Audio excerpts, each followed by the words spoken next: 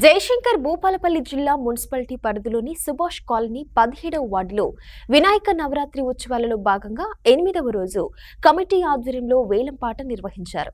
ఈ కార్యక్రమానికి భూపాలపల్లి ఎస్ఐ రమేష్ ముఖ్య అతిథులుగా హాజరై వినాయకుడిని దర్శించుకున్నారు. అనంతరం కమిటీ ఆధ్వర్యంలో జరిగిన వేలంపాటలో ఎస్ఐ పాల్గొన్నారు.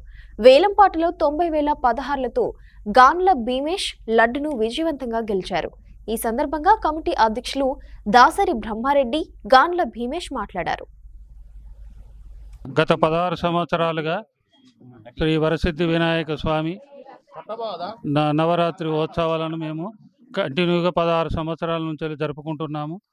16 సంవత్సరాల నుంచి ఇదే విధంగా అన్నప్రసాద దానములు, పాటలు, వేలం పాటలు చక్కగా నిర్వహించుకుంటూ క్రమక్రమేణా ఈ వరసిద్ధి వినాయక ఉత్సవ కమిటీ పైకి వెళ్తూ ఇప్పటి వరకు మేము మంచి శాంతియుతంగా ప్రజల మేలు సుఖశాంతులు కలగాలని, మా సుభాష్ కాలనీ బాగుండాలని కరోనా టైంలో సుతం మేము వేడుకొని మా మొక్కులను చెల్లించుకుంటూ 16 సంవత్సరాల దాకా వచ్చినాము.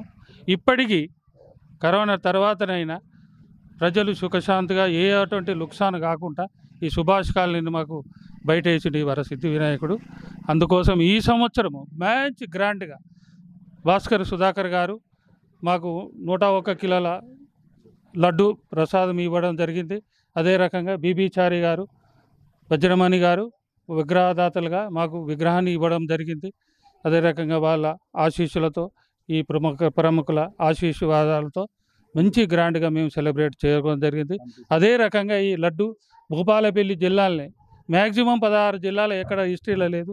అయినా కానీ కొత్త జిల్లాలో 16 జిల్లాలను క్రాస్ చేసి మేము ఇవాళ విజయవంతంగా ఆ లడ్డును వేలంపాటలో 90,016 రూపాయలకు మేము పాట పాడడం జరిగింది.